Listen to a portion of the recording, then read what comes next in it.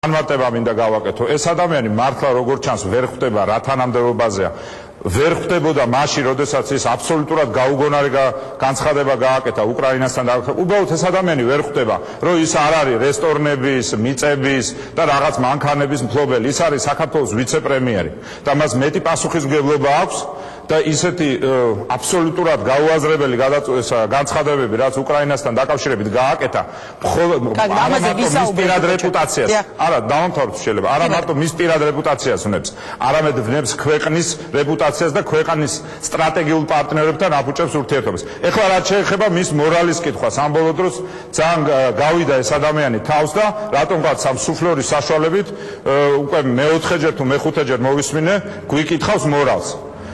თუ რიტორიკულად ვსვავთ კითხვას, რომ დევნილებს ბოდიში უნდა მოუხადოთ, თელმა საზოგადოებამ რა თქმა უნდა, ყველა თაობამ უნდა მოუხადოთ. 90-იანი წლებიდან დაწყებული და დღევანდელი მთავრობით დამთავრებული და ჩემით და ბატონი ზვიადის და ყველას ჩათვლით. იმიტომ რომ რაც არ უნდა გაგვეკეთებინა, ყოველთვის ჩვენ უფრო მეტი უნდა გავაკეთოთ. მაგრამ ამ ადამიანისგან მე ვერანაირ იმას ვერ მივიღებ პრეტენზიას, როდესაც ეს კაცი არის სასტუმრო უშბას მფლობელი, ქალაქის შემოსასვლელში მცხეთის მხრიდან რომ შემოდიხარ სასტუმრო უშბა, რომელიც არის გავსებული დევნილებისთვის.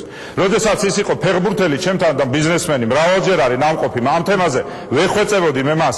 იქნებ ესეთი ტრადიცია ქონდა, რომ ვისაც ქონდა შესაძლებლობა მფლობელს ან კომპენსაციას აძლევდა, ან ჩვენ უყოფდით ფართობს და ის ურემონტებდნენ და შემდეგ გადავყავდა და უკანონებდით. ეს ადამიანი სამი თხოვნის მიუხედავად ერთხელაც არ განძრეულა და იძახდა ფულს ხო არ და მე ფულს არ ვეჭდა, მე დევნილებს რატო უნდა მივცე ფული და დღემდე თუ სადმე არის და დავასრულებ თუ შეიძლება.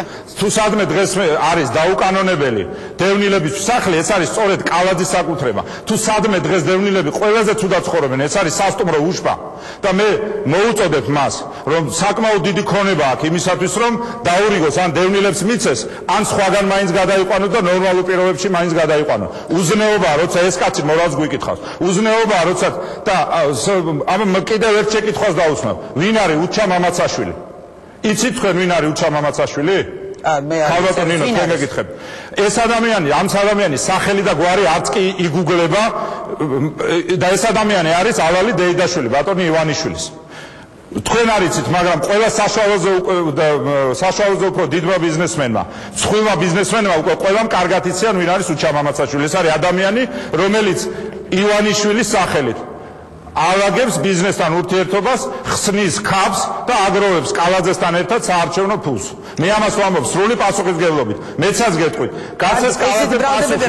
რა სტატუსით დავასრულებდა ამით ამოვწუროთ კალაძის თემა. რა სტატუსით დაყვება ბატონი მამაცაშვილი, უჩა მამაცაშვილი, რომელიც გრატო პასაჟში ზის, ეს არის შენობა კინო ამირანის წინ, რა სტატუსით დაყვება მას აზერბაიჯანში. ან რა სტატუსით დაყვება ოფიციალურ ვიზიტებში მაშინ ყაზახეთში. კარგი, ბატონო გიგი, ეს კითხვა ივანიშვილის დეიდაშვილობა, როდის აქეთ გახდა თანამდებობა? გასაგები, არა, როდის აქეთ გახდა თანამდებობა? გამაგებინე. ბევრი კითხვა დაისვა. კი, რა თქმა უნდა. ასე რომ იმ რაღაც თვალების ღაპუნს შეეშვა ჯობია და ენერგეტიკას მიხედოს იმ პრობლემებს, რომელიც ენერგეტიკაში სამწუხაროდ დაგვიგროვდა და მისგან მორალის კითხვა არის უხერხული. იმიტომ რომ მე ძალიან კარგად მახსოვს ეს ადამიანი 9 წელი თუთიყურშივით რო აქ დაგიწყდა 9 წლიდან 6 წელიწადი რას აკეთებდა თქვენს კარგად იცით და ჩვენს კარგად ვიცით.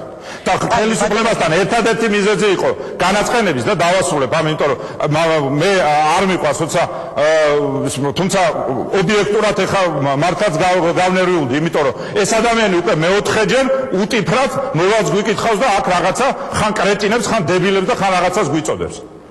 მე მაინც არ ვიცოდი და საზოგადოებასაც მინდა უთხრა, როდის მერე გახდა ის სააკაშვილის მტერი.